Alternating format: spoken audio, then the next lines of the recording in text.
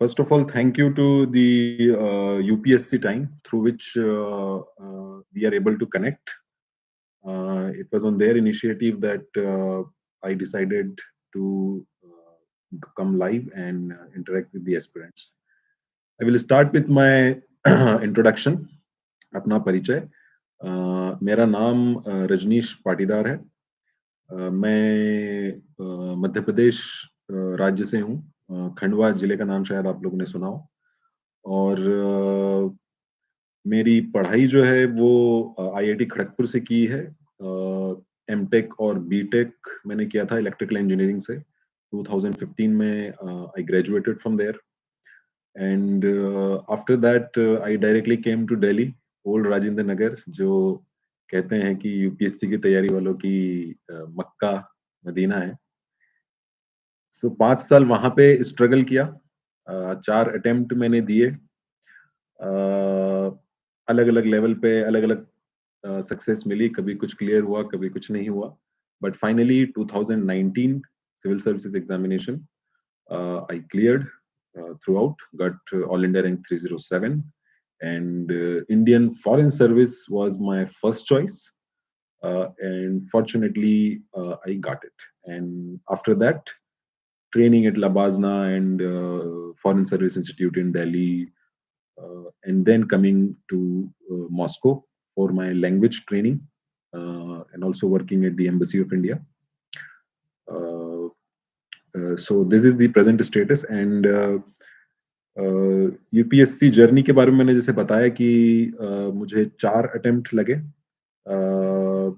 थोड़ा सा मैं बता देता हूँ कि क्या क्या उसमें हुआ था, कौन सी चीज क्लियर हुई थी, कौन सी चीज क्लियर नहीं हुई थी. फर्स्ट अटेम्प्ट मैंने दिया 2016 में, प्रीलिम्स दिया. उस साल प्रीलिम्स, अगर जो लोग को ध्यान होला कि अभी 5 साल पुरानी बात हो गई, कहते हैं बड़ा इजी आया था, तो कट ऑफ बहुत ऊपर गया था. बड़े इजी सवाल थे, बहुत ज्यादा करंट अफेयर से आया था. आप विजन आइए, इसको पढ़ लीजिए तो आपको हो जाएगा. लेकिन मैंने उतनी पढ़ाई नहीं की थी, तो मेरा क्लियर नहीं हुआ. लेकिन अच्छा एक कॉन्फिडेंस आ गया कि हाँ यार, किया जा सकता है. इतने कोई डिफिकल्ट नहीं लग रहा है कि थोड़ा अगर पढ़ो तो चीजें बनने लगती है. 2017 में मैंने प्रीलिम्स लिखा, प्रीलिम्स क्लियर हुआ. मेंस लिखा, मेंस क्लियर हुआ. मेरा political science in international relation optional है, मैंने बताया नहीं. तो उसमें मेरे मार्क्स अच्छे आए थे, तो उसकी वजह से मेरा मेंस क्लियर हो गया. लेकिन बहुत कम मार्क्स से क्लियर किया था. और इंटरव्यू में गया और ओवरऑल मार्क्स उतने नहीं थे, तो मेरा सिलेक्शन नहीं हो पाया. बहुत धक्का लगा, बहुत डिप्रेशन हुआ उसका. और हर यूपीएससी एस्पिरेंट की जर्नी में वो पार्ट होता है, जब फेलियर मिलती है तो हम बिल्कुल नीचे हो जाते हैं और अपने आप को निरर्थक, useless, destined to be a failure समझने लगते हैं. मेरा भी कुछ वैसा ही जोन गया. 2018 में फिर मैंने प्रीलिम्स लिखा, फिर प्रीलिम्स क्लियर हुआ. मेंस के वक्त जैसे मैंने कहा कि जो पिछली फेलियर थी उसका एक साइकोलॉजिकल इफेक्ट था. आई थिंक उसकी वजह से मैं बहुत ज्यादा कुछ कर नहीं पाया और एग्जाम दे के आ गया. और मेरा मेंस क्लियर नहीं हुआ. लेकिन एग्जाम दे के मुझे लगा कि मैंने कोई बहुत ज्यादा पढ़ाई नहीं की थी उस 18 अटेम्प्ट के लिए. लेकिन फिर भी मैं आंसर लिख पा रहा था, क्योंकि इतने सालों से जो कुछ भी पढ़ रहे थे वो कई बार अपने आप निकलने लगता है. जैसे ही आपके सामने क्वेश्चन आता है और आप आंसर शीट है, आपकी कलम चलने लग जाती है. उससे एग्जाम तो सिलेक्शन नहीं हुआ और पता ही चल गया था सिलेक्शन नहीं होना है. लेकिन एक कॉन्फिडेंस आया कि चीजें अपने अंदर है, उन्हें एक फोकस में लाना है, उन्हें चैनलाइज करना है और एक कॉन्सेंट्रेटेड इंटेंस एफर्ट डालना है. तो मैंने तय किया कि मैं कुछ दिनों तक अब ज्यादा पढ़ाई नहीं करूंगा. और जब अगली अटेम्प्ट का टाइम आएगा, 2 महीना प्रीलिम्स के पहले और 4 महीना प्रीलिम्स और मेंस के बीच में, उस वक्त अपना मैक्सिमम आउटपुट निकालने की कोशिश करूंगा. अपनी इंटेंसिटी को मैंने बढ़ाने की कोशिश की, बजाय कि आप पूरे साल हर रोज लगे हुए हैं और आपका तन मन बदन सब कुछ थक चुका है. और लकीली वो स्ट्रेटजी सही साबित हुई. मैंने 1 डेढ़ महीना प्रीलिम्स के लिए तैयारी की. उसके पहले ज्यादा मैं पढ़ाई नहीं करता था. और 4 महीना पूरी तरीके से अपने आप को झोंक दिया मेंस के लिए. और जो भी पिछले सालों में जो पढ़ा था, जो ज्ञान अर्जित किया था, वो सब एक तरीके से उसको उन 4 महीनों में कंसंट्रेट करने की कोशिश की, ताकि इंटेंसिटी ऑफ एफर्ट, मैं बार-बार ये शब्द यूज़ कर रहा हूँ क्योंकि आगे मैं बताऊँगा, बहुत ही इम्पोर्टेंट है. आपकी मैक्सिमम आउटपुट आने के लिए आपको इंटेंसिटी से प्रिपेयर करना बहुत ज़रूरी है, ताकि उन 4 महीने में आप मैक्सिमम निकल सके। उसके बाद आप क्या करते हैं, उसके पहले आपने क्या किया कई बार उतना महत्वपूर्ण नहीं रह जाता है और मेरा मेंस क्लियर हो गया। इंटरव्यू मैंने दिया और इंटरव्यू भी क्लियर हो गया, मेरी रैंक आ गई एंड लाइक जो लोग भी इस पे परीक्षा में और इस जर्नी में होते हैं, उन्हें वो समझ सकते हैं कि उस दिन कैसा लगता है। सो ठीक है, that was the short journey. Then the question is कि प्रीलिम्स की तैयारी कैसे की? GS 1 and GS 2 CSAT. CSAT की तैयारी बहुत ज़्यादा नहीं की क्योंकि एप्टीट्यूड बेस्ड होता है। बट जिन लोगों को कॉन्फिडेंस नहीं है, वो पिछले साल के कुछ 2-3 साल के पेपर लगा लें और चेक कर लें कि वो किस स्टेटस पे हैं। अगर उन्हें ज़्यादा दिक्कत नहीं है 33% मार्क्स आने में दिक्कत नहीं है, तो आप बहुत ज़्यादा उसकी तैयारी मत कीजिए, आप मेनली जीएस 1 पे फोकस कीजिए। जीएस 1 की तैयारी बहुत सिस्टमैटिक तरीके से कीजिए। पहले तो आप हमेशा मेंस के लिए पढ़ रहे होते हैं, तो आप वही ट्रैक रखिए, लेकिन जब प्रीलिम्स का वक़्त आएगा 1.5 से 2 महीना पहले, किसी को 3 महीने की भी ज़रूरत हो सकती है, तो अ, आप आई थिंक उसमें 7 सेक्शंस हैं, Indian history, geography science and technology, environment current affairs और इस तरह से कुछ 7 पॉइंट्स हैं। तो सारे पॉइंट्स को आप कवर कीजिए। बेसिक टेक्स्ट जो है उनके, वो पढ़िए और लास्ट के 1.5-2 महीनों में वो सब कुछ 3, 4, 5 बार रिवाइज़ कीजिए।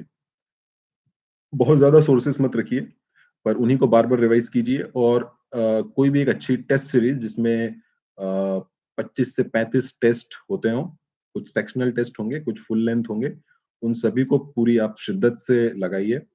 कि किस तरीके से आपके उसमें सही होते हैं सवाल, किस तरीके से गलत होते हैं, वो सही होते तो आपने कैसे सही किया, गलत हुआ क्यों हुआ? क्या कुछ थोड़ा और सोच सकते थे जिसकी वजह से वो सही हो जाता? क्या कुछ आप जैसा सिक्स्थ सेंस लगा सकते थे जिसकी वजह से वो सही हो जाता? इस तरीके के एनालिसिस कीजिए और प्रीवियस ईयर के जो क्वेश्चन पेपर्स हैं 5 से 10 साल, उन सारे कम से कम 5 साल उनको आप पूरी तरीके से लगाइए और समझने की कोशिश कीजिए कि कैसे यूपीएससी लैंग्वेज फ्रेम करता है, उसका क्या कॉम्पोज़िशन होता है। कई बार कितने क्वेश्चन जो होते हैं वो थोड़े ईज़ी टाइप के होते हैं जो मैक्सिमम लोग कर लेंगे। कैसे क्वेश्चन ऐसे हैं जिसकी ठीक-ठाक पढ़ाई है वो कर लेगा, कैसे कुछ कितना पोर्शन है क्वेश्चन्स का जो बहुत ट्रिकी है लेकिन आप थोड़ा-सा ट्रिक लगा के कैसे कर सकते हो, कितना कॉम्पोज़िशन है उन क्वेश्चन्स का जो कोई नहीं कर पाएगा क्योंकि वो बहुत ही उसमें डिटेल में आपको चीज़ पता होनी चाहिए। मेंस एसे की तैयारी का एक प्रश्न इसमें लिखा है कि उसकी तैयारी कैसे की? मेंस का जो एसे है उसमें it's a test of your expression. कोई स्पेसिफिक टॉपिक नहीं है और रिसेंटली मैंने ट्रेंड देखा है जिसमें कि काफ़ी वेग और ओपन एंडेड उसका टॉपिक रखा जाता है। ऐसा नहीं है कि विमेन, एजुकेशन, हेल्थ केयर कि जो टिपिकल टॉपिक्स हैं साइंस एंड टेक्नोलॉजी डायरेक्टली आपको उस पे पूछ लेंगे। वो कुछ literary type, philosophical type statement होगा जो आपको समझ में भी नहीं आएगा कहाँ से शुरू करें और उसमें लिखे क्या। तो ये फिर साबित करता है कि वो बहुत कुछ एक्सप्रेशन पे है, आप कितना उसको सोच सकते हैं और कितना एक्सप्रेस कर सकते हैं। तो उसके लिए आप यही कीजिए कि जो भी वो टॉपिक है, उसके जो वर्ड्स हैं अ, उनको क्रैक करने की कोशिश कीजिए और देखिए कि कौन-कौन से डायमेंशंस उससे ऐड किए जा सकते हैं। उसकी लैंग्वेज को आप पकड़िए। तैयारी करने के लिए आपको ज़्यादा कुछ पढ़ने की ज़रूरत नहीं है। कुछ कोटेशंस को आप पढ़ के रखिए और कुछ इम्पोर्टेंट डेटा इंडिया से रिलेटेड, वर्ल्ड से रिलेटेड उसको अपने साथ में रखिए और 4-5 टेस्ट जो है आप निबंध के लिख लीजिए। अगर फिलहाल ट्रेंड लिटरेरी या फिलोसॉफिकल टाइप के एसेस का है, तो आप उस तरीके के एसेस को की ज़्यादा प्रैक्टिस कीजिए। क्योंकि अगर हेल्थ केयर, एजुकेशन, वुमेन ये जो स्पेसिफिक टॉपिक्स हैं, इन पे अगर आया तो आप आई थिंक बड़ी आसानी से लिख देंगे अगर आपने और भी कठिन टॉपिक्स की तैयारी पहले से ही करके रखी है। सो बहुत ज़्यादा नहीं पढ़ना है। Certain quotes, certain data you to keep handy and practice a few essays, especially the literary and philosophical types. फिर एक सवाल है कि आपने मेंस जीएस 1, 2, 3, 4 की तैयारी कैसे की? तो यही सिलेबस का जो सबसे वास्ट पोर्शन है। और बेस्ट है कि आप जो भी उसमें सिलेबस के जो पॉइंट्स लिखे हुए हैं, आप एक-एक करके देखिए कि आप कौन से सोर्सेज़ को पढ़ सकते हैं और कितना मिनिमम आपको सोर्स रखना है। फॉर एग्ज़ाम्पल जीएस 1 में ज्योग्राफी को लेके 3-4 पॉइंट्स हैं। जनरली लोग 11th और 12th की एनसीईआरटी पढ़ते हैं, फिज़िकल ज्योग्राफी और थोड़ा बहुत human geography, mainly physical geography. उसमें से कुछ टॉपिक्स हैं जो वहाँ नहीं मिल पाते हैं, तो कुछ कोचिंग इंस्टीट्यूट्स या इन जनरली इंटरनेट पे कुछ मान लीजिए 10 पेज का कुछ कंटेंट आपको मिल गया, 15 पेज का कंटेंट मिल गया, तो आप उसको रेफर कर लीजिए और इस तरीके से आप अपना सोर्स डिसाइड कीजिए। ऐसे नहीं है कि अब उसमें आप 3-4 किताबें पढ़ेंगे ज्योग्राफी के लिए। एनसीईआरटी पढ़ ली और जहाँ पे लग रहा है कि यार ये सिलेबस को देखते हुए कि ये पॉइंट क्लियर नहीं है, और तो उसका कुछ शॉर्ट मटेरियल इंटरनेट पे ढूँढिए और वही पढ़िए और फिर आप आगे बढ़िए। इसी तरह से सारे मैंने एक उदाहरण दिया, सारे आप 1, 2, 3 एक साथ सबको नहीं ले सकते, नहीं तो पूरा सेशन ही उसमें चला जाएगा। But this is the approach you have to take.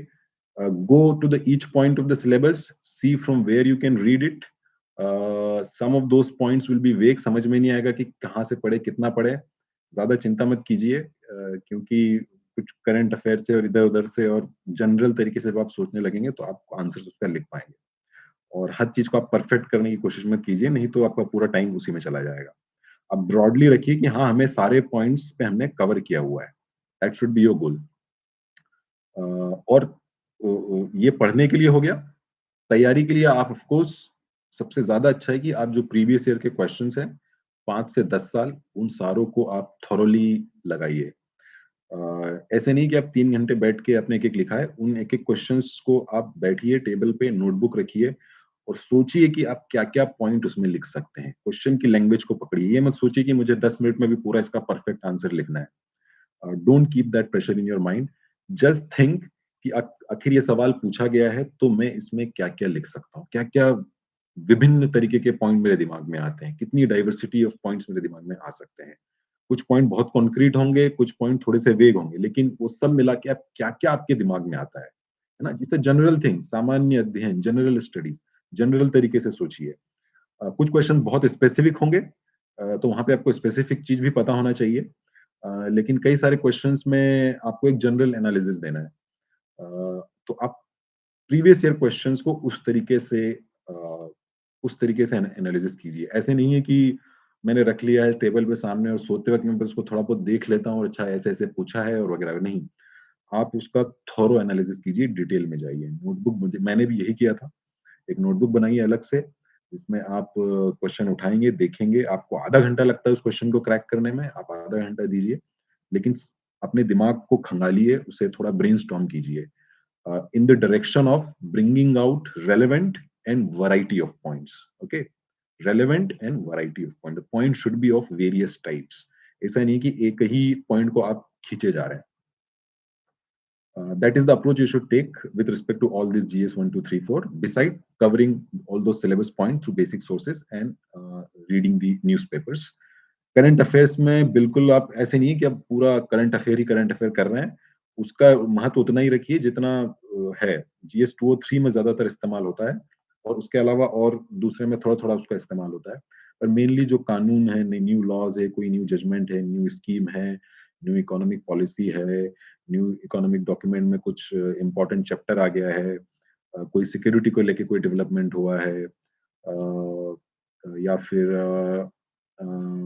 International relations में कोई न्यू विजिट हुई है, कोई बहुत इंपॉर्टेंट विजिट हुई है, कोई बहुत इंपॉर्टेंट पॉलिसी है, जैसे अभी आर्कटिक पॉलिसी आई है।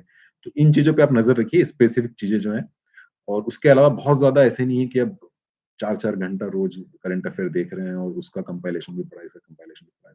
Will be basically it won't be a efficient approach. फिर एक क्वेश्चन है कि मेंस ऑप्शनल की तैयारी कैसे की? So this question of course can not be relevant, my experience can not be relevant for everyone. My optional was political science and international relations. I took the coaching, and what I would suggest कि अगर आपका जो optional है वो बिल्कुल ही आपके previous experience से अलग है, आप इंजीनियरिंग से आ रहे हैं, मेडिकल से आ रहे हैं या जिस भी बैकग्राउंड से आ रहे हैं और आपने जो ऑप्शनल चूज़ किया है, वो बहुत अलग है, तो आप कोचिंग लेने में हिचक मत कीजिए। अगर अच्छा टीचर है, अच्छे मेंटर हैं, अच्छा कंटेंट है, मटेरियल है, तो वो आपका काम बहुत ज़्यादा आसान कर देता है और मेरे साथ भी वही हुआ। और तैयारी की जहाँ तक बात है, वही है जो आपका मटेरियल है आपको उसे पढ़ना है, सोर्सेज़ को मिनिमम रखना है, बहुत ज़्यादा फैलाव नहीं करना है। प्रीवियस ईयर क्वेश्चंस पे आपको अच्छा खासा फ़ोकस देना है। मैं बार-बार ये पॉइंट रिपीट करते रहूँगा ताकि आप इसके महत्व को समझ सकें, क्योंकि उससे आपको यूपीएससी की अंडरस्टैंडिंग, उसकी साइकोलॉजी समझ में आएगी और एक-एक डिटेल में जब जाएँगे तो आपका सिलेबस काफ़ी अच्छे तरीके से कवर होगा। आप ऊपर-ऊपर से कई बार जब देखेंगे तो आपको लगेगा कि अच्छा मैंने ये कर लिया है, लेकिन कुछ पोर्शन्स कई बार आप ज़्यादा कर देते हैं, कुछ पोर्शन आप छोड़ देते हैं। और जब आप प्रीवियस ईयर क्वेश्चन्स करेंगे, क्योंकि उसमें सारे टाइप के सारे सिलेबस के पोर्शन से आएगा, तो आप सारी चीज़ें आपको एक बैलेंस आपके दिमाग में आ जाएगा और तैयारी जो है ज़्यादा पुख्ता तरीके से होगी। अ, उसके बाद है कि इंटरव्यू और पर्सनैलिटी टेस्ट की तैयारी कैसे की? अ, तो अ, उसकी तैयारी के लिए आपको जो आपका डिटेल्ड एप्लीकेशन फॉर्म है, उसमें जितने भी शब्द लिखे हुए हैं, उन शब्दों को आप फैला दीजिए। आपका नाम है, तो उस नाम को फैला दीजिए, उससे क्या-क्या रिलेवेंट चीज़ें कनेक्टेड है। उसके मतलब से लेके, कोई फेमस पर्सनैलिटी से लेके, कोई भी रैंडम चीज़ जो आप कनेक्ट कर सकते हैं उससे। और इसी तरीके से सारे मेनली आप अपने स्टेट और अपना जो रीजन है आपका, आप जिस संस्कृति से आते हैं, जिस बैकग्राउंड से आते हैं, उस चीज़ को आप थोड़ा खंगालिए और चूँकि ये बहुत ज़्यादा सब्जेक्टिव होगा, सभी का अलग-अलग होगा, इसलिए आप इसमें कहीं ऐसा कुछ पढ़ने का नहीं है कि आप पढ़ के उसको समझ जाएँगे। आपका स्टेट है तो ठीक है, उसके कुछ डॉक्यूमेंट्स आप पढ़ सकते हैं कि मेरा मध्य प्रदेश स्टेट है तो मैं मध्य प्रदेश का मैंने इकोनॉमिक सर्वे पढ़ा था तो उसमें बहुत अच्छी-अच्छी मुझे जानकारी मिल गई थी कि अच्छा मध्य प्रदेश की स्थिति कुछ ऐसी है। मेरा डिस्ट्रिक्ट खंडवा है तो वहाँ का गज़ट का कुछ पब्लिकेशन होता है, तो वो मैंने पढ़ लिया तो उससे मुझे एक ऑथेंटिक इन्फॉर्मेशन मिल गई। तो 1-2 डॉक्यूमेंट आप ऐसे पढ़ लीजिए। इंटरनेट पे ऐसे रैंडम आप सर्च करेंगे और थोड़ा इधर-उधर से पढ़ेंगे, आपको उतना मज़ा नहीं आएगा। आप एक डॉक्यूमेंट अपने इस डिस्ट्रिक्ट का और अपने स्टेट का पढ़ लीजिए। उसके अलावा करंट अफेयर पे पकड़ रखिए, क्योंकि ज़्यादातर चीज़ें वहाँ पे उससे कनेक्ट हो जाएगी और आपका जो भी ऑप्शनल है क्योंकि सारा मेंस से रिलेटेड होगा तो इंटेलेक्चुअली आपको दिक्कत नहीं होगी नॉलेज वाइज़। ऑलरेडी आप मेंस क्लियर कर चुके हैं और मेरा एक्सपीरियंस ये कहता है कि वहाँ बहुत ज़्यादा महत्वपूर्ण ये नहीं है कि आप आपका जवाब में क्या कंटेंट है। ब्रॉडली उसे सही होना चाहिए, ऐसा नहीं कि आपने कोई उटपटांग बात और एकदम ही फैक्चुअली इनकरेक्ट बात आप कर रहे हो। उसके चांसेस है ही नहीं क्योंकि नहीं तो आप मेंस कैसे क्लियर कर पाएँगे। आप वहाँ पे अपने बोलने के तरीके को पे वर्क कीजिए। मेरे मार्क्स उतने अच्छे नहीं आए थे, मैं पहले ही कन्फेस कर देता हूँ। हालाँकि मैंने तैयारी बहुत की थी और भले नोट्स वगैरह सब बनाए थे लेकिन और जब मैं मॉक इंटरव्यूज़ देता था तो कई बार अच्छे रिव्यू भी मिलते थे बट उस दिन शायद मेरा किस्मत अच्छा अच्छा नहीं था। मुझे 143 मार्क्स मिले थे, जो कि बिलो एवरेज मार्क्स है बेसिकली। अ, तो आप इसलिए ध्यान दीजिए खासकर कि कैसे जिनके अच्छे नंबर आते हैं वो बोलते कैसे हैं? क्या उनकी uh, it's like it's a totally subjective thing थोड़ा-सा I think the more gracefully you speak थोड़ा आराम से बात कीजिए, थोड़ा-सा समझ के बात कीजिए। ऐसे स्टेटमेंट्स मत दीजिए कि उसपे और कंट्रोवर्सी क्रिएट हो जाए या एक गवर्नमेंट सर्वेंट की तरह सोचिए कि आप फॉर एग्जांपल आप अगर कोई प्रेस कॉन्फ्रेंस करते हैं, तो आपका ये एंगल होता है कि आप ऐसी कुछ बात ना बोले जिस पे और बहुत ज़्यादा सवाल उठने लगे। आप इस तरीके से स्टेटमेंट दीजिए जहाँ पे सुनने वाला सैटिस्फाई हो जाए, है ना? तो this all subjective and little bit vague but this is the direction you have to start applying your mind to. और इसके लिए आप ऐसे कुछ स्पीकर्स को सुन सकते हैं जो अच्छा बोलते हैं, यहाँ तक कि आप उन्हीं टॉपर्स के ही कुछ मॉक इंटरव्यूज़ देख लीजिए जिनको अच्छे नंबर मिले हैं और उनकी जो नॉन वर्बल लैंग्वेज है, उसको पकड़ने की कोशिश कीजिए, है ना? It's about how you speak and how you address the people there. Confidence में रहिए, ब्लफ मत कीजिए, कोई भी चीज़ नहीं पता है तो मना बोल दीजिए। Uh take the balanced approach but at the same time जहाँ तुम्हें बिल्कुल कन्विक्शन है कि नहीं ये तो ऐसा ही है, तो take the stand also. And show them that this is what you believe in, this is what your values are. और अगर आप उसको पूरे कॉन्फिडेंस से अगर निकाल पाते हैं तो आई थिंक वो एक सवाल ही आपको हायर जोन ऑफ मार्क्स में डाल देगा। That's what I can say about the interview preparation. In short, of course, it can take an entire session. अगला मैं सवाल देख रहा हूँ इसमें कि आपने फॉलो किए हुए सोर्सेज बुक लिस्ट के बारे में ब्रीफ में बताइए। मैंने थोड़ा सा जैसे बताया कि आपको सिलेबस के पॉइंट ऑफ व्यू से सोर्सेज तैयार करने हैं। आप एक टेबल बनाइए, है ना? इधर पे सिलेबस का पॉइंट लिखा हुआ है और यहाँ पे आप उसको कहाँ से कवर करेंगे। मैंने भी ऐसे ही किया था और उससे आपका एक पूरा दिमाग क्लियर रहेगा कि दिस इज द मतलब कोशिश कीजिए कि बस वो एक ही हो, 2 भी नहीं हो। मेन सोर्स एक हो, जो कि मान लीजिए कोई कोई नोट्स हो या किसी की कुछ किताब हो और दूसरा कुछ उसको ऐड करता हो, कुछ उसको फिल कर देता हो। सो आई थिंक पूरे जीएस 1, 2, 3, 4 को लेके प्रोबेबली अराउंड 40 पॉइंट्स हैं। तो उन सारे 40 पॉइंट्स के आप टेबल बनाइए और करेस्पॉन्डिंग सेक्शन में दूसरे कॉलम में लिखिए कहाँ से आप उसको कवर करेंगे। नेचर ऑफ द सोर्सेज वही है। हिस्ट्री में आप एनसीईआरटी भी पढ़ेंगे और थोड़ा-सा स्पेक्ट्रम पढ़ेंगे, दोनों को मतलब अच्छे से पढ़ेंगे। ज्योग्राफी में आप एनसीईआरटी पढ़ेंगे और थोड़े बहुत इधर-उधर से कुछ नोट्स ऐसे जो अ, जो ऐसे टॉपिक्स हैं जिसके बारे में शायद बुक में नहीं दिया हुआ, तो कहीं 15 पेज का कुछ नोट ले लिया, कहीं मार्केट में दिख गया, कहीं नेट पे मिल गया। सोसाइटी में आप ऐसे ज़्यादा कुछ पढ़ेंगे नहीं, बट मन है तो आप एनसीईआरटी पढ़ लेंगे। वर्ल्ड हिस्ट्री में आप बहुत ज़्यादा नहीं पढ़ेंगे क्योंकि it's a vast topic, but content जो कंपोजिशन है एग्जाम में वो कम आता है, तो आप एनसीईआरटी एटलीस्ट कम से कम पढ़ लेंगे। पॉलिटी में आप द स्टैंडर्ड लक्ष्मीकांत पढ़ लेंगे और इंटरनेशनल रिलेशन में आप चाहे तो एक कोई छोटी सी किताब करंट फॉरेन पॉलिसी जो है लेटेस्ट जो अपडेटेड है उसके लिए आप 200-250 पेज की कोई किताब पढ़ सकते हैं। नहीं तो आप जो करंट अफेयर्स है उसको फॉलो कर रहे हैं, खासकर रीसेंट विजिट्स को और जो एडिटोरियल्स आते हैं जिसमें उस रिलेशनशिप को एनालिसिस किया जाता है कि वो रिलेशनशिप के क्या-क्या डायमेंशंस हैं और रिलेशनशिप के क्या पॉजिटिव है, क्या नेगेटिव और कहाँ पे ये रिलेशनशिप जा रही है। इकोनॉमी में आप एक रमेश सिंह की किताब आती है, एक स्टैंडर्ड फर्स्ट लेवल के लिए आप उसको पढ़ सकते हैं ताकि आपको सारे कॉन्सेप्ट्स ये सारे जीडीपी वगैरह-वगैरह सारे क्लियर हो जाए, वो आपको प्रीलिम्स में भी काम आएगा। उसके अलावा आप उसमें इकोनॉमिक सर्वे पढ़ सकते हैं। एनवायरनमेंट के लिए आप शंकर आईएएस की किताब पढ़ सकते हैं। सिक्योरिटी में मिस्टर अशोक जो आईपीएस है उनकी एक छोटी-सी किताब चलती है।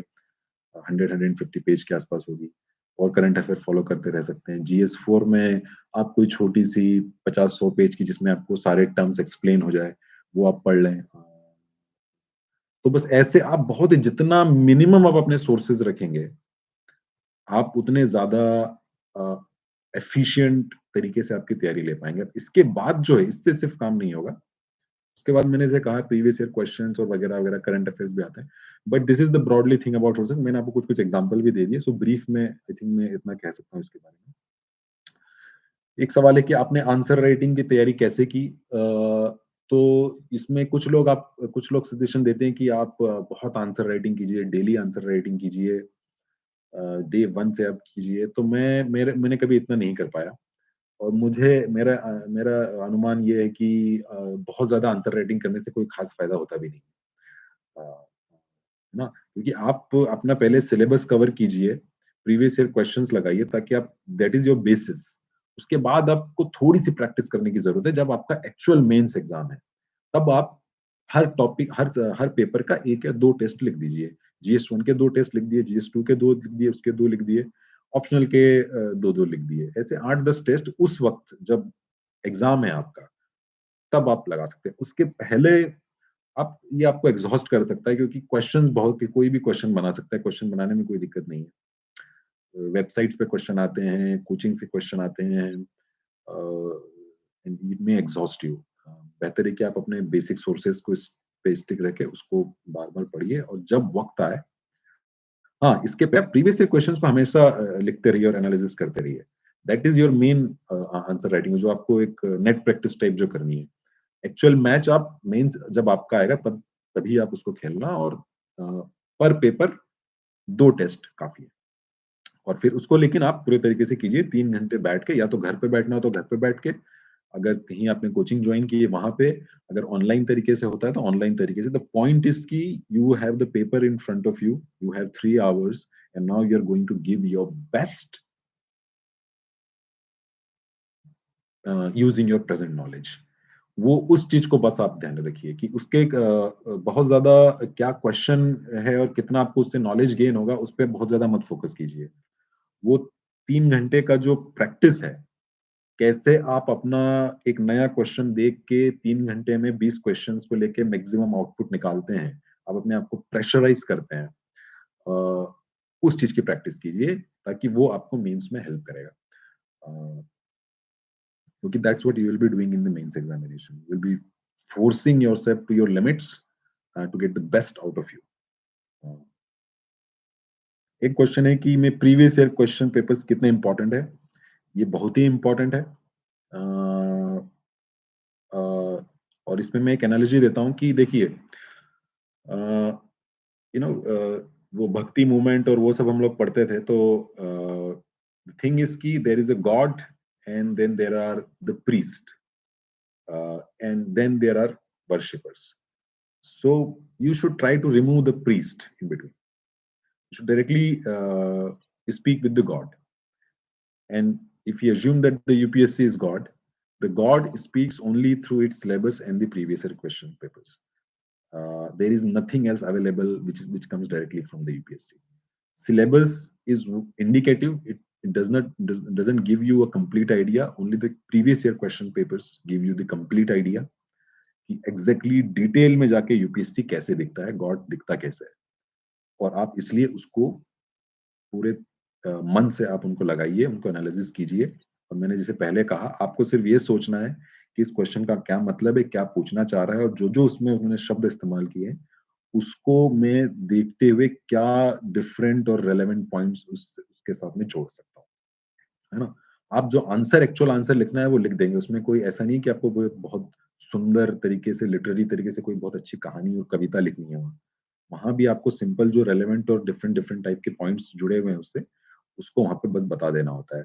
आपका ऑप्शनल अगर ह्यूमैनिटीज ओरिएंटेड ऑप्शनल है, जैसे पॉलिटिकल साइंस, तो वहाँ पे आप थोड़ा-सा पैराग्राफ फॉर्मेट में लिखते हैं, बट वो भी कोई बहुत ही उसमें मैजिकल विद्या नहीं है कि उसके लिए आपको बहुत ही सुपीरियर राइटिंग स्किल्स चाहिए। You need to know the points and then you'll be able to write it. और जीएस में तो इट्स ऑल अबाउट कि कितने ज्यादा रिलेवेंट और डिफरेंट डिफरेंट पॉइंट्स लिखे हैं आपने। Previous year questions are your first stop to actually understand the nature of UPSC. और अगर पहले आप थोड़ा बहुत देख रहे हैं ठीक है, बट जब आपका मेंस एग्जाम आएगा, बिटवीन प्रीलिम्स एंड मेंस, उन 4 महीने में आप सारे लगा दीजिए पिछले एटलीस्ट 5 6 7 साल के। जो एकदम ही इररिलेवेंट टाइप का हो गया उसे छोड़ दीजिए, but try to go through it thoroughly and in detail. That's what I did and it really worked for me. एक क्वेश्चन है कि यूपीएससी में कोचिंग कितनी इंपॉर्टेंट है। सो मैंने जैसे पहले भी कहा कि अगर आपका ऑप्शनल में आपको कॉन्फिडेंस नहीं है, आपको लग रहा है कि मुझे बहुत ज्यादा एफर्ट डालना पड़ेगा, so go for the coaching. GS में इट्स अप टू यू कि आपको प्रॉपर कोई इंस्टीट्यूट ज्वाइन करना है या और भी मार्केट में ओपन या रिलेटिवली इनएक्सपेंसिव एवेन्यूज जो अवेलेबल है, आप if you want you can use them also in GS. As I said, you don't require that much help, but coachings or this whole industry of coaching helps you indirectly also. They sometimes give you those contents जो internet पे मिल जाता है, market में मिल जाता है, राजेंद्र नगर में और भी शहरों में ऐसे ऐसे नगर या इलाके होंगे जहाँ पे यूपीएससी की तैयारी वाले रहते हैं। Rajendra Nagar is the prime, it used to be prime example. I don't know what is the situation now after pandemic. फिर कोचिंग आपको टेस्ट सीरीज में हेल्प करती है। आप चाहे तो डायरेक्टली उसकी टेस्ट सीरीज ज्वाइन कीजिए या फिर उसी के प्रिंट आउट भी मार्केट में मिल जाते हैं और आपने प्रिंट आउट लेके घर पे ही लगा लिया। But they do help you. You know, they in optional the help is most substantial, and in the other aspects, the help can be direct or it can be indirect depending on how you want to do it. But for GS, it is not completely necessary. You can do it on your own. I never took the coaching for GS. And then interview time, maybe you get the help because they're able to arrange some previous retired officers or serving officers who can take your interview and guide you. So that way coachings definitely help. uh, that's what I'll say about it. UPSC में test series कितनी important है, I think मैंने इसके बारे में थोड़ा बहुत बता दिया है, and that's what I will say कि it is important in the last phase of your preparation between the prelims and the mains, and at the optimum level. Don't overdo it. You will exhaust yourself and you won't have time for other things. But the main thing is do it like you're doing it in an examination, so that you are training your mind how to perform maximum in 3 hours with the knowledge available at your disposal. UPSC में NCERT कितनी important है, इसके बारे में भी I think मैं touch कर ही दिया हूँ. NCERT is your first stop for reading. Just like to understand UPSC, your first stop is their syllabus and question papers, especially question papers. But जब आप उसको पढ़ने के लिए जाएंगे उसकी चीजों को, तो NCERTs are your first stop. और उसमें हिस्ट्री की, ज्योग्राफी की, सोसाइटी की, पॉलिटी की, इंटरनेशनल रिलेशंस पे भी इनफेक्ट है, इकोनॉमी की, इन सबको आप पढ़ लीजिए, बहुत ज्यादा नहीं है. 6th to 10th तक की जो है उसको आप ऐसा कीजिए कि एक बार पढ़ के देख लिया फास्ट बिल्कुल, और जो 11th 12th की है उसको थोड़ा और ज्यादा अच्छे से पढ़ा. पहले 6th to 10th तक की आप पढ़ सकते हैं, उसको मत इग्नोर कीजिए, लेकिन फास्ट तरीके से पढ़ लीजिए. एक बार पढ़ लिया और फिर भूल गए उसे, या you left it. 11th 12th की जो एनसीईआरटीज है वो कुछ आपको डायरेक्टली, आपको जो बार बार रिवाइज करनी पड़ेगी right through out your journey, specially geography की एनसीईआरटी, क्योंकि हिस्ट्री में भी आप स्पेक्ट्रम वगैरह आपके पास अवेलेबल है, तो somehow you don't need to always go back to the NCERT. But for geography, there is usually not a source like that, and you have to use that. Polity में भी लक्ष्मीकांत हो जाती है, but जो constitution at work है उसको एक बार पढ़ लेने से आपको अच्छा लगेगा, और कुछ कुछ लैंग्वेजेस, कुछ कुछ वर्ड्स आपको अच्छे लगेंगे, और एक अच्छा बेस, शुरुआत का जो बेस है, क्योंकि these are written for the school children. Okay, so it will be really helpful for you to build your base right from there. Most of you would be coming from non-humanities background.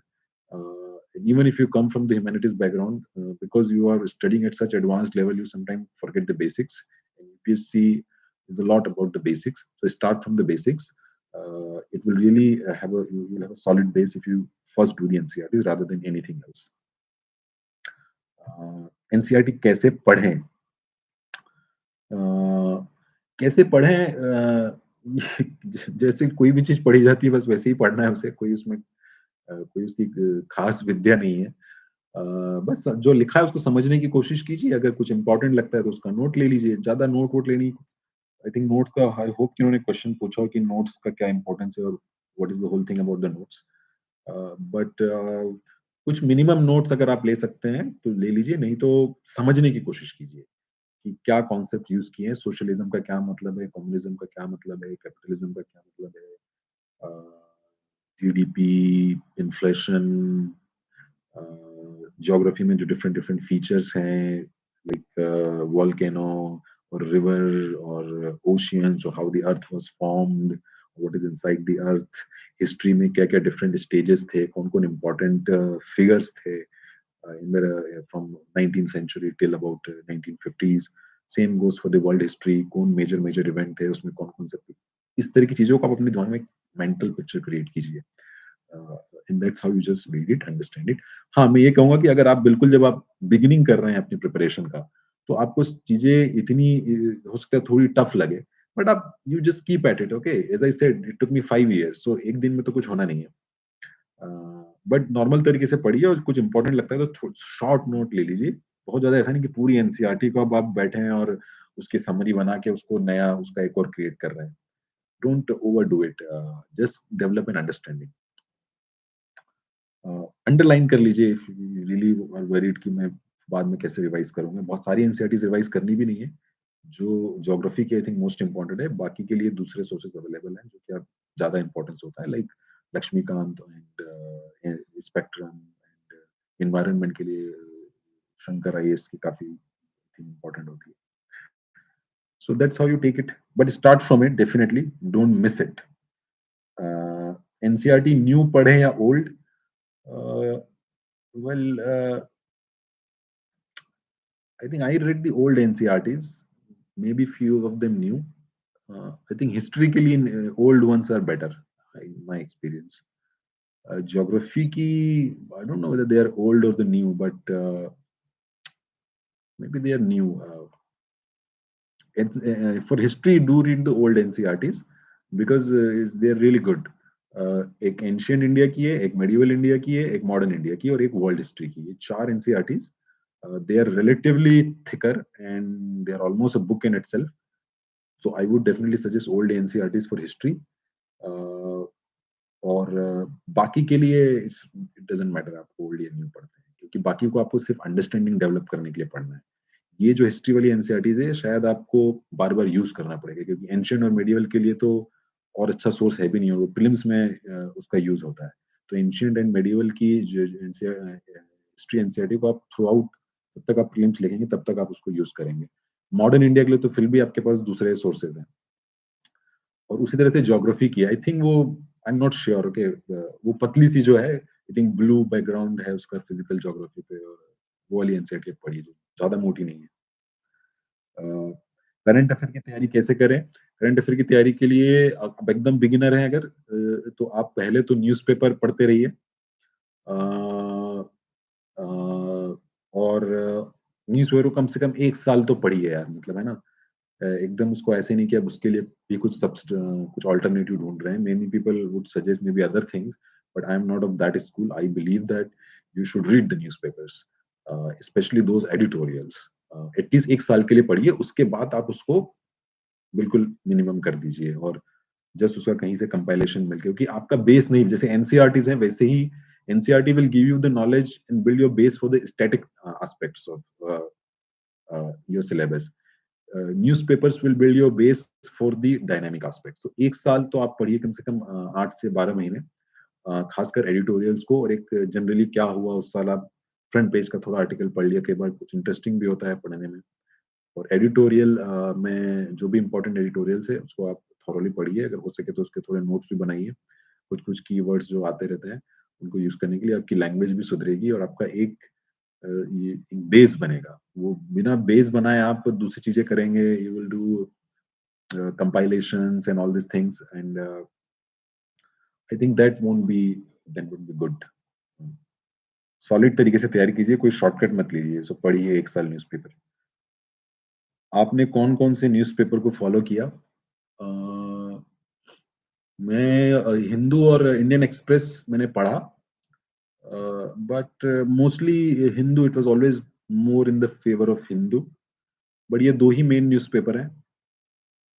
आजकल बहुत सारे sources हैं, लेकिन the key for success in UPSC is basically optimisation of everything, of your time, of your sources, of your energy, everything. So it is never advisable to overdo anything. And that is why newspaper आप एक पढ़िए कोई सा, जो भी आपको ठीक लगे। I think Hindu is a classic choice because it has been your typical UPSC civil services newspaper probably in the entire history of Hindu and the civil services. So if you ever in a doubt, go for the Hindu. Otherwise, you can experiment with the Indian Express also. Newspaper कैसे पढ़ें? Okay, maybe this question is important because because there are so many things in newspaper. Unlike NCERT, where you have to read just everything like a normal, in newspapers you don't have to read everything. Uh, तो newspaper में आप editorial पे ज़्यादा focus कीजिए, ठीक है? Cut the crap and just go to the main thing where the editorials are, the important issues are discussed there, and just read it, understand it कि कोई भी घटना, कोई भी नई चीज़ को किस तरीके से आप देख सकते हैं हर तरफ से, अ, और उसमें जो है उसकी कड़ी बनेगी। ऐसा नहीं है कि उस टॉपिक पे एक ही बार में सब कुछ आ जाएगा। वो कुछ थोड़ा-थोड़ा इधर-उधर आता रहेगा। तो आप उन सब चीज़ों को एक कनेक्टेड दिमाग में रखिए, और अगर आप एक 200 पेज का एक बुक बना लीजिए न्यूज़पेपर की नोट्स के लिए, अच्छा रहेगा। It won't be a bad idea.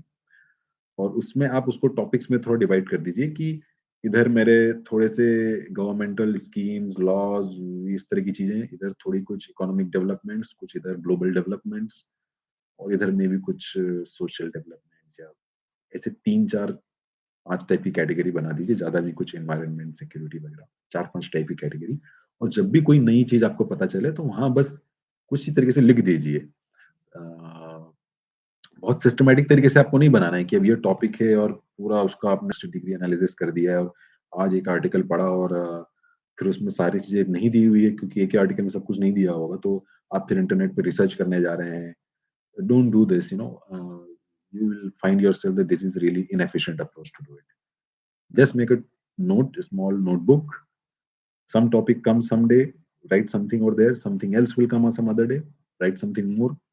और जब भी उसको मन हो उसको रिवाइज कर लो ताकि एक कड़ी आपकी जो है वो बनी रहेगी। और बहुत ज़्यादा मास्टर करने की कोशिश मत करो कि आपको उस इश्यू के सारे पहलू पता होंगे because nobody can really know it. This is an endless debate can go on and on. Just have an understanding of it और आपके पास कुछ कंटेंट हो एक ऑप्टिमम लेवल का ताकि आप एग्जाम में लिख सके और या that is your M.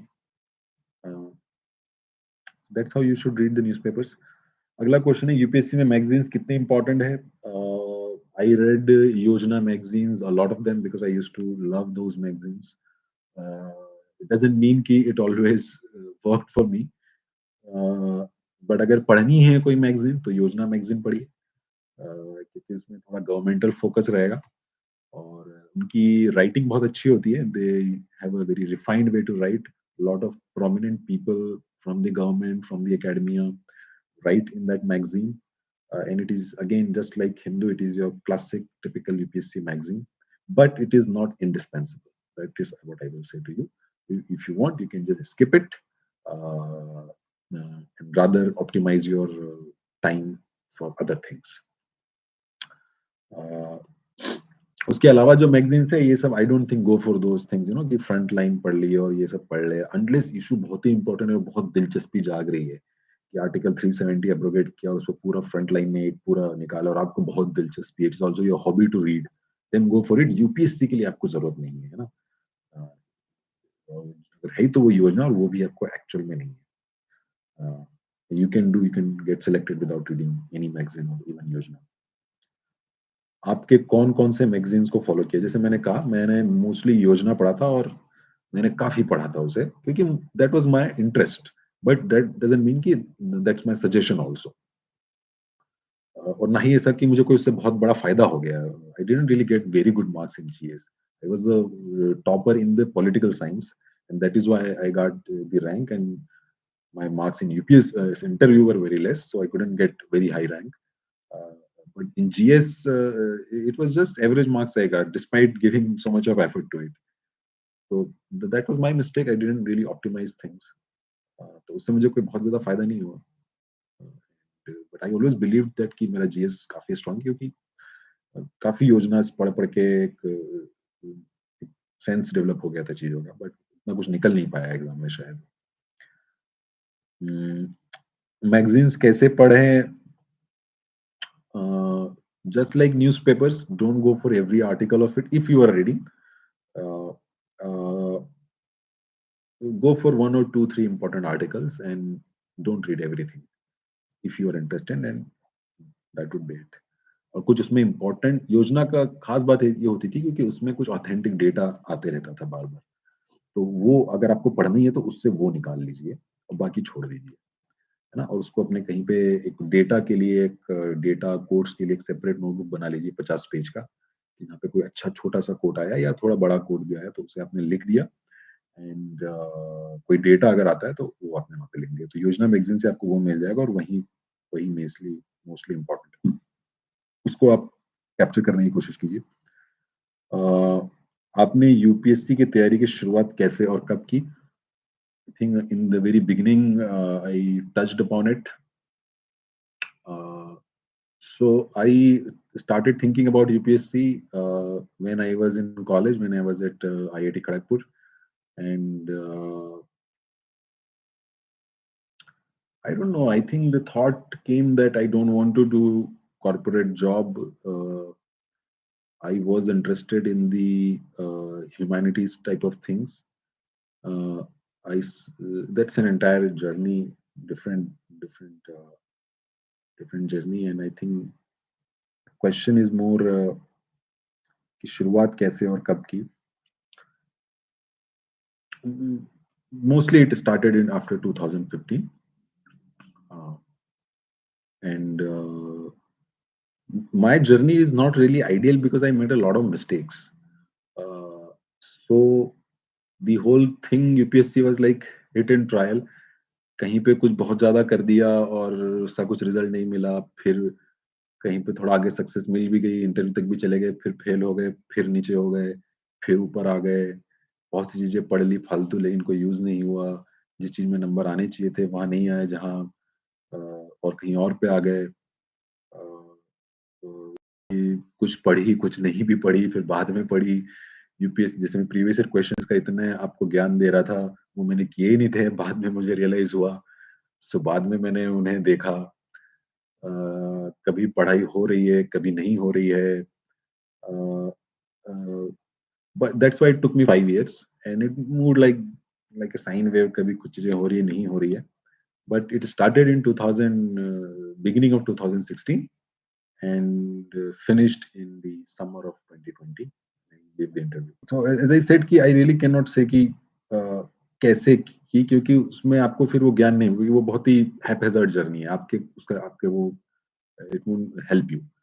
The only way it can help you कि even if you make mistakes, even if you don't know the way in a very clear way, clear manner, it's okay. You know, that is the journey. That you embark on it, you make the mistakes, you learn, and you adapt, and eventually you achieve the success. Uh, then UPSC की तैयारी कब से start करनी चाहिए? जब भी आपको exam लिखना है उसके 2 साल पहले से आप जोन में आ जाइए। फॉर एग्जाम्पल अगर आप इस साल का एग्जाम लिख रहे हैं प्रीलिम्स, तो उसके 2 साल पहले आप एटलीस्ट जोन में आना चालू हो गए और पिछले 1 साल से आपका एफर्ट जो है काफी इंटेंसिटी से चल रहा है। अब अगर आपको बहुत टाइम हो गया है ना, बिकॉज अगर आप 3-4 अटेम्प्ट ऑलरेडी हो चुके हैं, तो it will be a little bit different, क्योंकि then the main thing would be actually take a break and focus on the final 5-6 months. So your final attempt of success start 5-6 months before the mains and 2-3 months before the prelims. But if you are a complete beginner, start 2 years before your target year and give most intense effort for the last 1 year, 1.5 year of your attempt. आपने daily कितने घंटे पढ़ाई की? जैसे मैंने कहा कि this was all हैphazard, कभी 12 घंटे भी पढ़ रहे हैं और कभी महीनों तक कुछ नहीं पढ़ रहे हैं। You know, you would be surprised how much time I used to waste. Uh, तो ऐसा कोई रूल नहीं है। But in the final attempt when I wrote mains in this, जब भी एग्ज़ाम होती थी, लाइक आपकी प्रीलिम्स की एग्ज़ाम है अभी 1 महीने बाद, तो आप पूरे टाइम पढ़ते रहिए भाई। आप 10-12 घंटे पढ़ते रहिए। और पूरा मन लगा के पूरी खुशी और एनर्जी के साथ पढ़िए। इसीलिए पहले आप टाइम थोड़ा कंज़र्व कर लीजिए, एनर्जी कंज़र्व कर लिए ताकि उस वक़्त आपको मैक्सिमम दे सकें आप।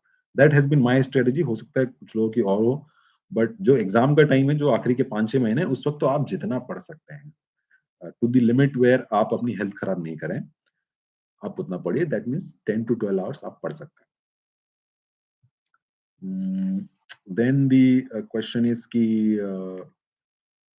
आपको यूपीएससी की तैयारी के लिए मोटिवेशन कहाँ से मिला? मोटिवेशन यही था, it was a career choice and coming into IFS was a little bit about a dream, because I was interested in international relations and मेरा एक फ्रेंड था in college, he used to think about UPSC, मुझे पता भी नहीं था, and from there it came. The main motivation came much later, in a sense कि when you face the failure, now then you have to apply कि why do you want to do it.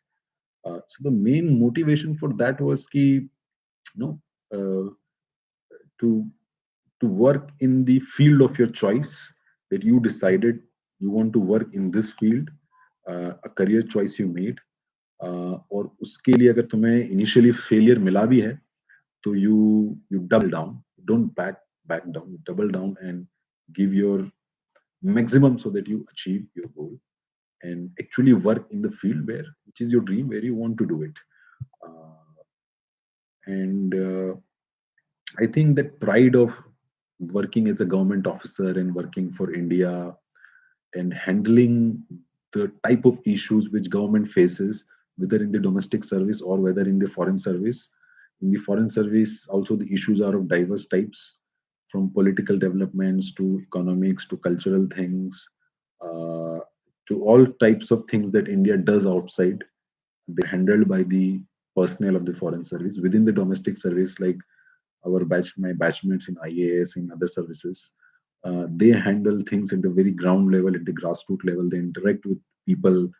Uh, they can meet variety of people. They can get access to variety of people. A lot of people give them respect.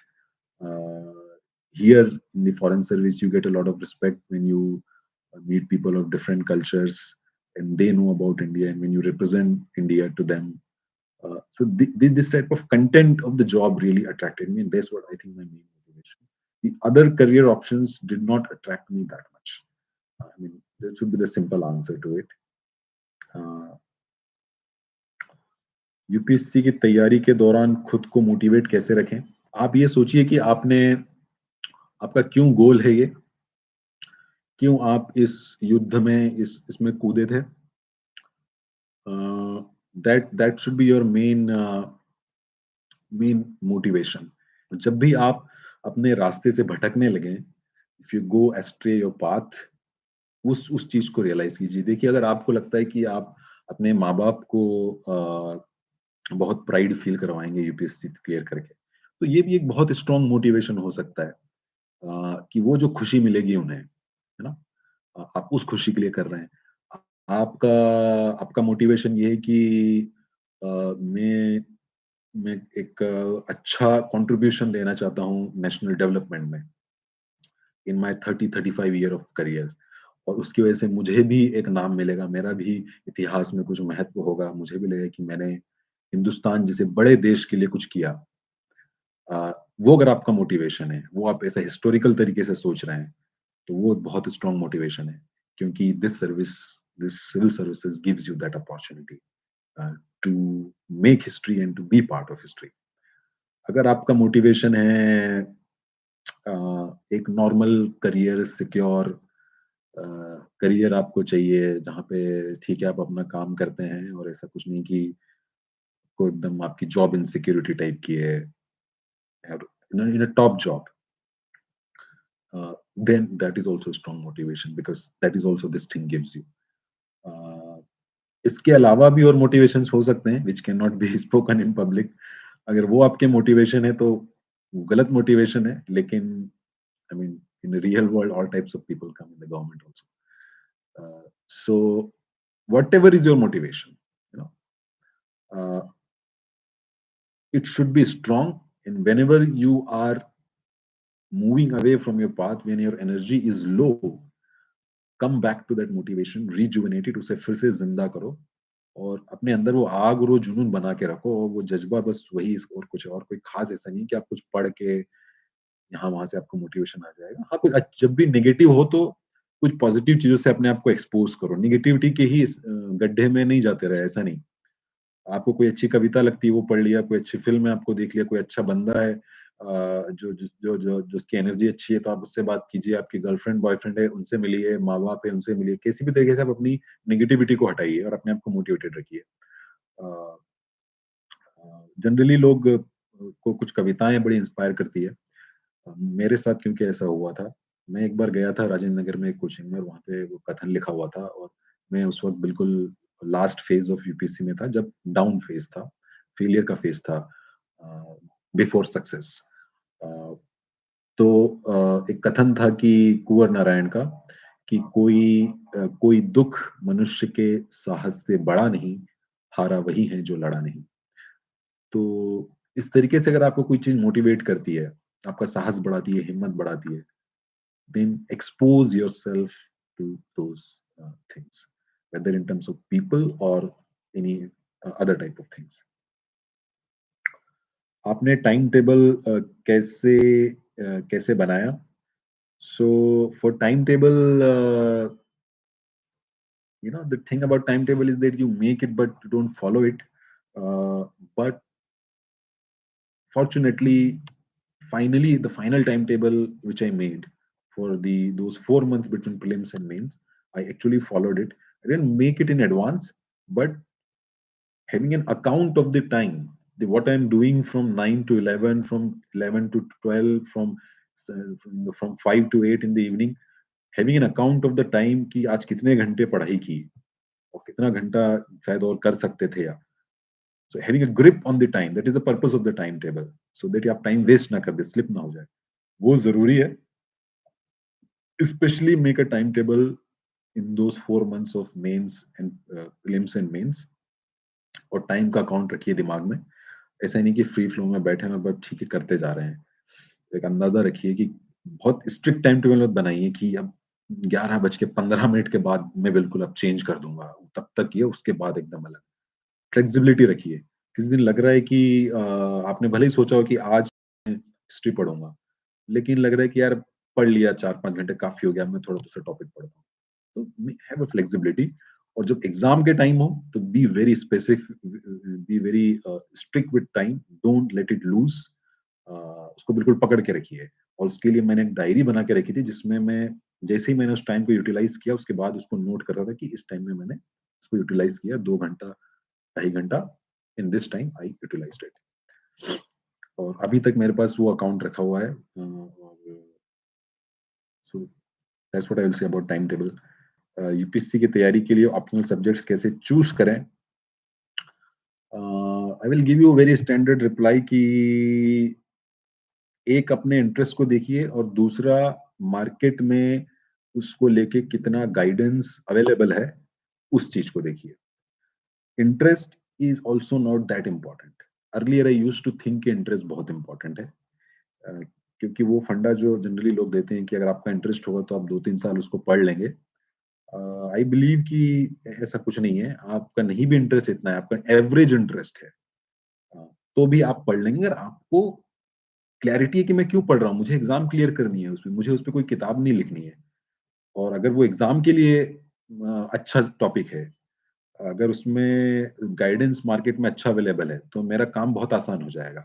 मेरा एक decent सा interest है उसमें, और generally subjects ठीक ठाक perform करता है, तो मैं उस सब्जेक्ट्स को ले लूंगा.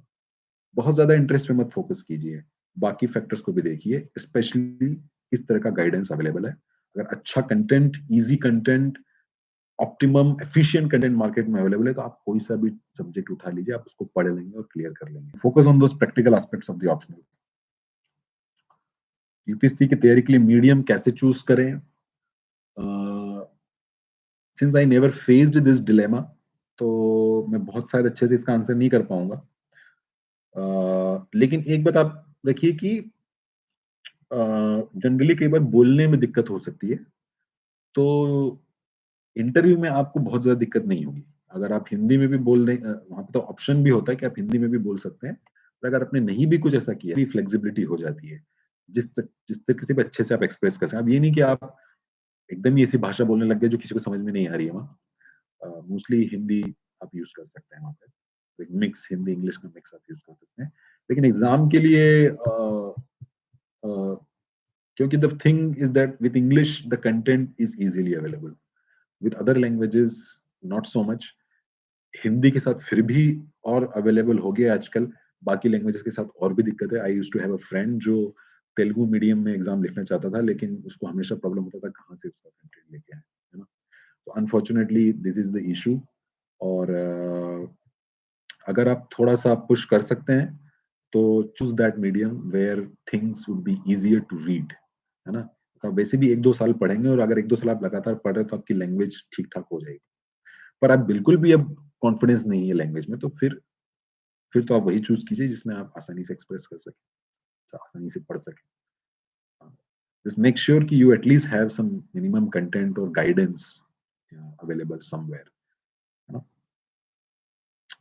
यूपीएससी की तैयारी के लिए सोशल मीडिया का यूज कैसे करें. वेल, मैंने कभी सोशल मीडिया का यूज किया नहीं था except for YouTube, if you call it a social media. So social media का यूज कैसे करें, जैसे हम शायद अभी कर रहे हैं. कभी अगर ऐसा कुछ मौका मिल गया जहां आपको किसी को किसी से इंटरेक्ट करने का मन है, अ, या कुछ ऐसा कुछ देखना है आपको, तो आप यूज़ कर सकते हैं। बहुत ज़्यादा मत यूज़ कीजिए, यू नो, क्योंकि आपके पास उतना टाइम नहीं रहेगा। But use it in a positive sense. अगर कहीं पे कुछ ईज़ी, जैसे मैं यूपीएससी टाइम के ही सोशल मीडिया पेज देख रहा था, और मुझे बड़ा अच्छा लगा कि वो लोग कई चीज़ों के कुछ नोट्स उसमें डाल देते थे।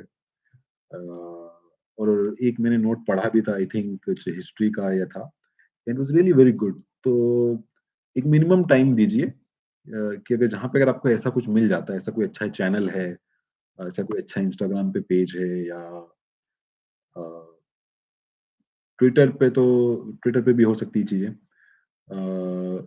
तो आप उसको कीजिए। अदरवाइज़ या किसी से इंटरेक्शन करने का मौका मिल रहा है, just to be little bit motivated, uh, तो आप कर सकते हैं। But use it only on maybe on weekends or things like that. But don't use it to follow your other friends who are not in the UPSC, and they're living a different life in a corporate world or maybe in the foreign country, और उसको देख के फिर आपको एक ग्लानि महसूस होगी कि यार मेरी ज़िंदगी क्या चल रही है और ये क्या कर रहे हैं। आप it sometime may have a negative psychological effect. ऐसा मैंने सुना है, मैंने कभी ये सिचुएशन फेस नहीं किया, बट ऐसा मैंने सुना है। तो आप उससे बच के रहिए। जो भी आपके काम की चीज़ें जो आपको पॉज़िटिविटी कर दे, आप उस तरह, अगर आपको if it gives you positivity, then use it. अगर आपको नेगेटिविटी उससे मिल रही है, तो आप उससे दूर रहिए। That's simple as that. और सोशल मीडिया पे कंटेंट आपको मिल सकता है यूपीएससी के लिए, and you may interact with few people. Okay. UPSC की तैयारी ऑनलाइन करनी चाहिए या offline? You can do it online. I think I never faced this situation, but you can do it online. Given that ki if someone else is guiding you online, uh, you are able to not just see their lectures as it is uploaded in YouTube or something. You are also able to talk to them sometime. There is some sort of interaction also there. अगर आप, if you doing the coachings online, और अगर आप content online उठा रहे हैं, तो that is different. वो तो आप उसको ऑनलाइन लेके आप you will take the print out and you will read it just like normally. But online is a good option, क्योंकि इतनी ज्यादा डाउट्स आपको नहीं आएंगे। You won't have to crack some mathematical equation कि अब यार ये कैसे करूं। सिंपल चीजें हैं, बस उसने अगर 4 पॉइंट लिखे हैं, आपको भी वो 4 पॉइंट पता चल गए, तो आपका और उसका नॉलेज सेम हो जाएगा, है ना। It is a general knowledge examination. It doesn't require very specific extra intelligent minds to crack it. It just requires too much of hard work. UPSC की तैयारी के लिए दिल्ली जाना ज़रूरी है।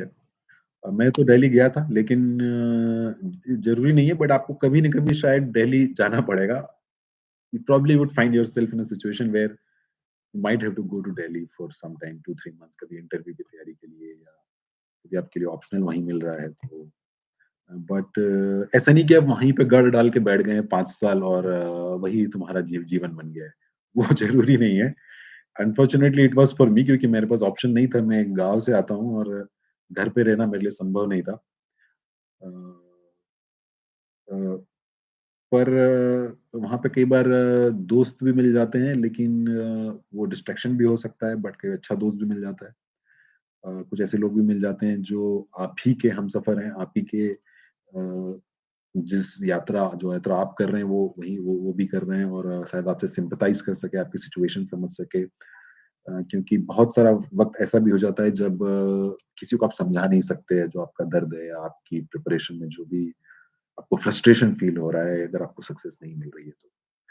तो शायद वहाँ पे, और not daily, by daily I think symbolism की ऐसे कुछ सेंटर्स में चले जाएँ कि भई चेन्नई में ऐसा सेंटर है, या हैदराबाद में है, या पुणे में है, या दिल्ली में है। Delhi is the prime centre of it.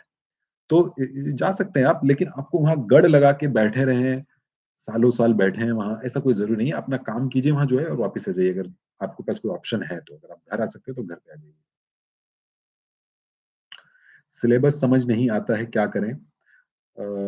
I think मैंने इसका आंसर पहले ही दे दिया था कि सिलेबस इंडिकेटिव होता है, उसके डिटेल में जाना है तो आपको प्रीवियस ईयर क्वेश्चंस पे जाना पड़ेगा।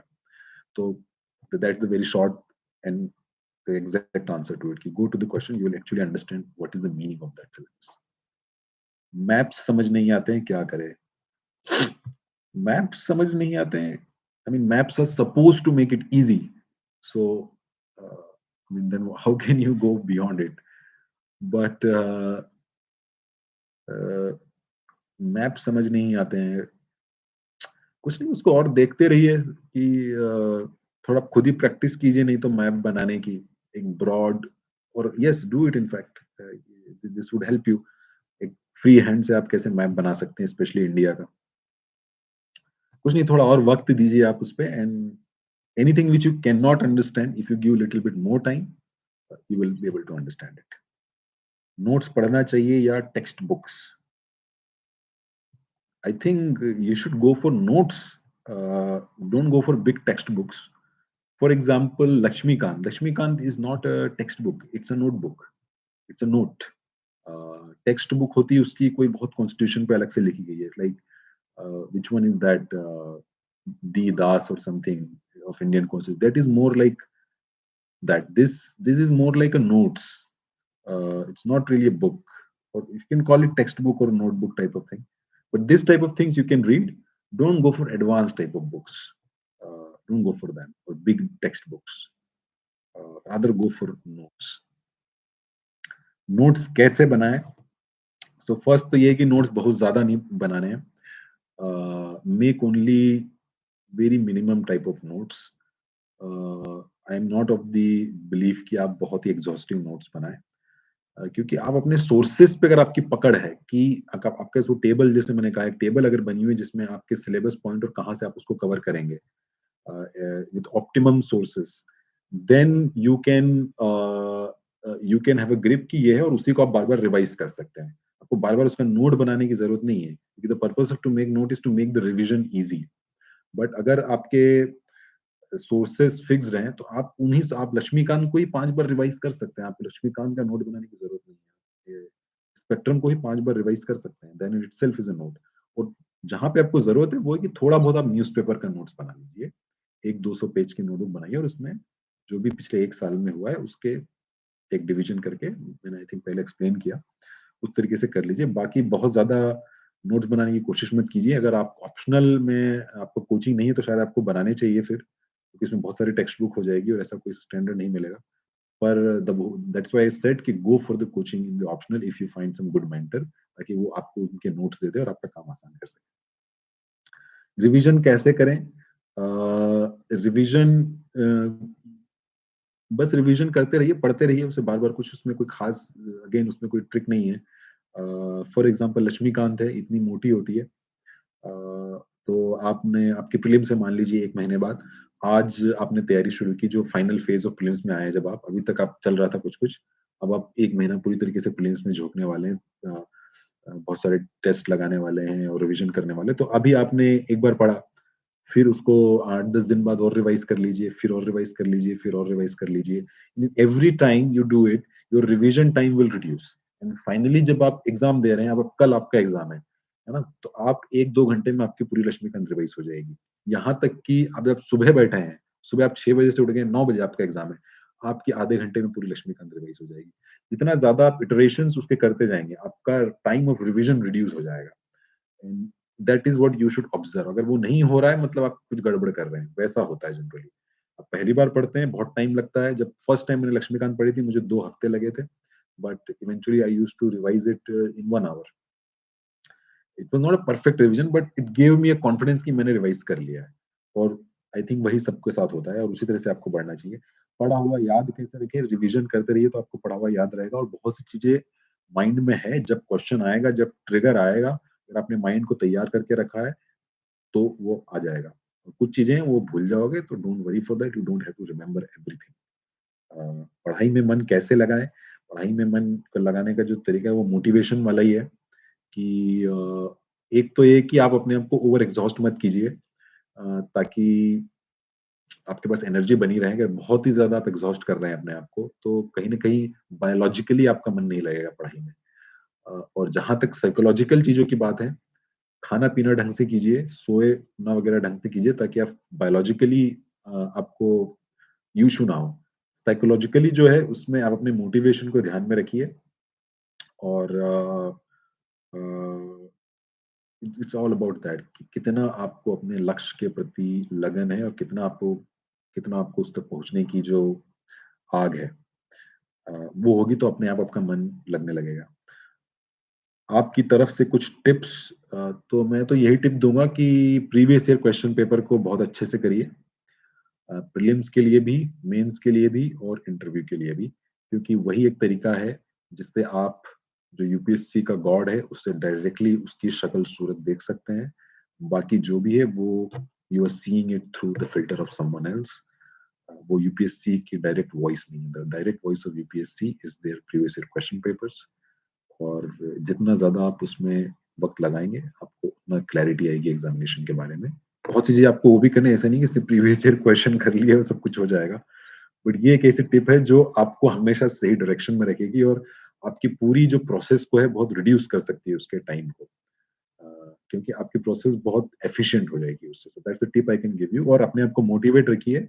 अप एंड डाउन आते हैं, that's the second advice I will give. Whenever you go down, remember why you want to do it and अपने आप को कुछ पॉजिटिव चीज़ों से एक्सपोज़ कीजिए in terms of ideas, people और प्लेसेस व्हाटएवर। जीएस के लिए कैसे तैयारी करें? इस सेशन की शुरुआत में मैंने कुछ बताया था।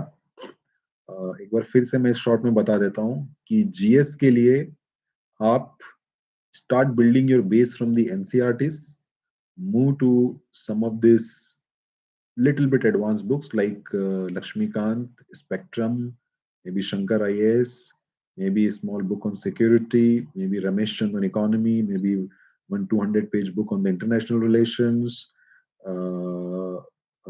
Do that. Then read newspapers for 1 year. Make notes of the newspapers. Don't make notes of these other sources. Just read them and revise them. Newspaper आप रिवाइज नहीं कर सकते इसलिए उनका थोड़ा-सा एक नोटबुक बना लीजिए और इन दोनों को अ अ, पढ़ते रहिए बार-बार। प्रीवियस ईयर क्वेश्चन पेपर्स जो हैं, पिछले जब से न्यू पैटर्न आया है 2013-14 से उन्हें बहुत थॉरोली कीजिए। मैंने बताया कैसे करना है कि आपको देखना है क्वेश्चन को, सोचना है, क्या पूछने की कोशिश की है, रेलेवेंट पॉइंट क्या हो सकते हैं, कैसे डाइवर्स पॉइंट मैं उससे कनेक्ट कर सकता हूँ। इस तरीके से आप जीएस की तैयारी कर सकते हैं। और इसको आप बहुत ज़्यादा टाइम भी मत दीजिए at the expense of your optional. Keep it divided somewhere maybe 50%, 50-50 that may not be bad idea. But इस तरीके से आप कीजिए उसकी तैयारी और उसको बिल्कुल टाइट टाइट तैयारी कीजिए। जहाँ पे जो सोर्सेज़ में क्लैरिटी नहीं आ रही है, तो थोड़ा बहुत ऑनलाइन सर्च कीजिए, कुछ कोचिंग-वोचिंग का देखिए जहाँ पे आपको शॉर्ट नोट्स मिल जाए। 20 पेज, 10 पेज, 15 पेज, 30 पेज उससे आपको फिल कर लीजिए। उस टॉपिक के लिए फिर कोई नई बुक मत उठा के रखिए। सिंपल सी किताबें रखिए एनसीईआरटी, रश्मिकांत, स्पेक्ट्रम, शंकर बस इन्हीं में खेलते रहिए। जहाँ दिक्कत हो रही है कुछ शॉर्ट कहीं से जुगाड़ लिया और न्यूज़पेपर, दैट्स इट। इसके अलावा मत ज़्यादा अपने आप को परेशान कीजिए। और प्रीवियस ईयर क्वेश्चन लगाइए, आखिरी में टेस्ट सीरीज भी लगाइएगा। Again minimum test series just 8 to 10 test, that's it. Exam के लिए पॉइंट हमेशा ध्यान में रखिए जीएस के लिए कि in GS you will get more marks if you right more relevant and diverse points. तो आप जितने ज्यादा टाइप ऑफ पॉइंट्स उनको देंगे, धड़ाधड़ बस पॉइंट्स दे दीजिए आपको उनको। कोई से पॉइंट्स हो सकता है गलत होंगे बिल्कुल, पर चल जाएगा उतना, है ना? क्योंकि उस in the heat of the examination आपको कई बार नहीं पता चलता है कि यार ये पॉइंट यहाँ पे लिखना चाहिए कि नहीं। बट एक फिलॉसफी रखिए कि मुझे ज्यादा से ज्यादा पॉइंट्स देने हैं और डाइवर्स पॉइंट्स देने हैं, आपके ज्यादा नंबर आएंगे जीएस में। सर होम कार्डर कैसे मिल सकता है?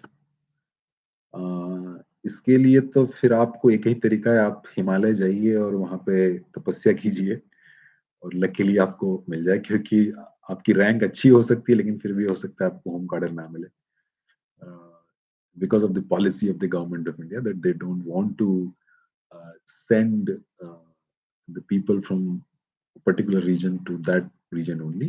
They want to keep it diversified. It's an old philosophy of the All India services. Uh, so yeah, yeah. What can I say about that? Don't think too much about it. These things are sometimes not in your hand. Your rank is not in your hand, your cadre is not in your hand, which service you'll get is not in your hand. Don't think about these things now. Just give your best to the examination and leave those things to fate. These things depend on the how much vacancies are uh, available that year, and then there is a reservation calculation it has to go through. uh, and sometimes for certain categories there may not be a seat that year, है ना? तो ये पूरा luck पे आ जाता है कई बार. I have seen cases where you have a good rank and you don't have a home cadre. You don't have a relatively good rank, but you still have a good card, your home card. I'm going for interview in coming days. Any special advice? Kindly support me in releasing the stress. Ha ha ha. So, uh, congratulations for going to the interview. Special advice यही कहूंगा कि उन्हें impress करने की college से अपने knowledge से मत करो. उन्हें इम्प्रेस करने की कोशिश अपनी पर्सनैलिटी से करो, इसलिए उसका नाम पर्सनैलिटी टेस्ट है. और पर्सनैलिटी मतलब आप कैसे बोल रहे हैं, है ना? देखिए वो लोग जो हैं वो एक सर्टेन एज के ऊपर वाले हैं. चेयरमैन जो होंगे या वुमन होंगी वो मोस्टली 60 प्लस होगी. बाकी जो मेंबर्स होंगे 4 वो एटलीस्ट 45 से ऊपर होंगे और 45-50 से ऊपर वाले जोन में होंगे. तो and they would have a huge experience. Don't bluff. किसी भी तरीके से ब्लफिंग मत करना बिल्कुल, वो बड़ी ब्लेंडर हो सकती है. बट पूरा सब्जेक्टिव है. It's a mystery. Probably it's an art. That's why you can not really explain it. ऐसे कुछ लोगों के इंटरव्यू देखो जिनसे तुम्हें बड़ा ग्रेसफुल महसूस होता है ना? काइंड ऑफ कि वो कितना अच्छे से सहजता से बोलते हैं, है ना? ऐसा भी नहीं है कि आपको वहाँ कोई बाबा जी की तरह बात करनी है कि आपकी ऑडियंस है और आप उनको कोई प्रवचन दे रहे हैं और वो बिल्कुल आनंद परमानंद हो रहा है. But that kind of charm you have to bring, given that you are also giving correct answers, and wherever you have to take the stand, you are taking the stand. They will sometimes ask you some trick questions. वो तुम्हें अपने flow में बहाने की कोशिश करेंगे. थोड़ा समझ जाना कि किस वैल्यू को पे तुम्हें स्टिक करना है ना? तो उस वैल्यू पे स्टिक करना. फॉर एग्जाम्पल आपसे बोलेंगे कि आप इंटरव्यू में आ चुके हैं, आपका सिलेक्शन भी हो जाएगा, आपकी सर्विस मिल गई है, अब आपकी शादी होने वाली है और आपके ससुर जी आपको एक कार गिफ्ट देना चाहते हैं. अ, तो आप वो कार लेंगे कि नहीं लेंगे?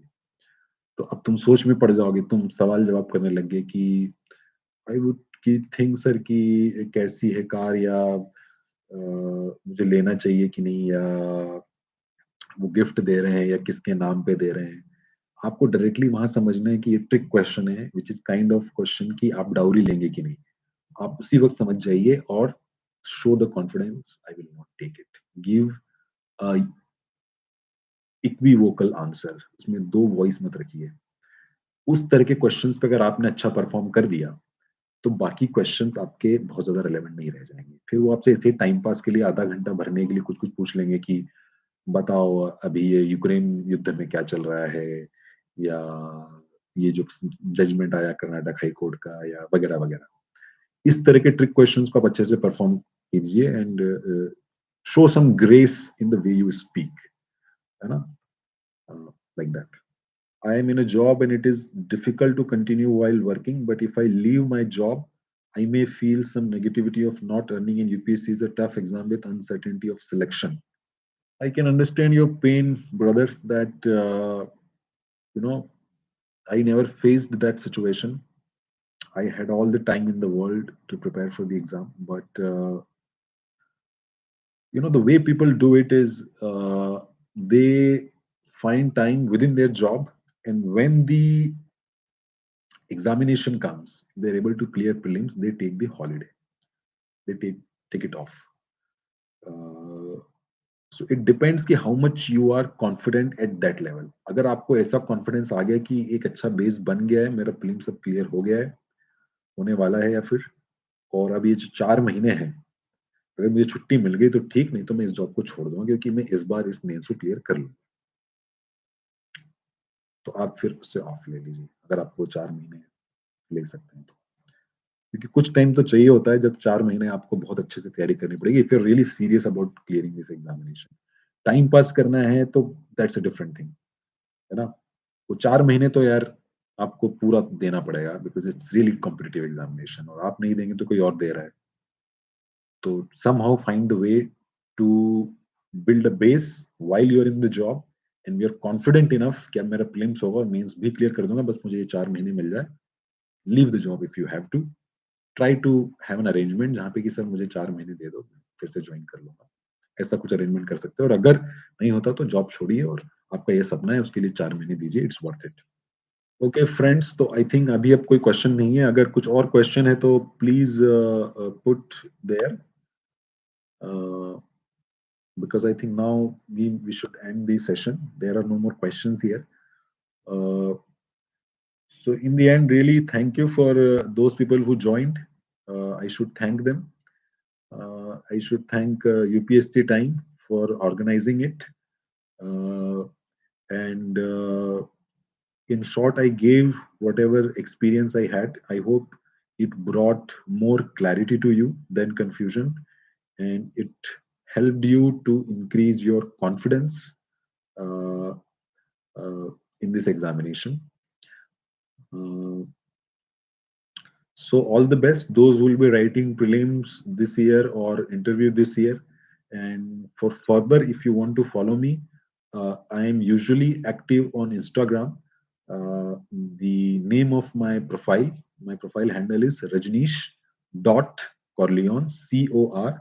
जो गॉडफादर के फैंस हैं वो समझ सकते हैं। वहां पे you can drop the message. I connected to the UPSC time through Instagram only. आप वहां मैसेज ड्रॉप कर सकते हैं अगर आपका कोई स्पेसिफिक क्वेश्चन है। I usually answer if the question is specific. And so all the best and have a good time. Thank you. I will and the session now.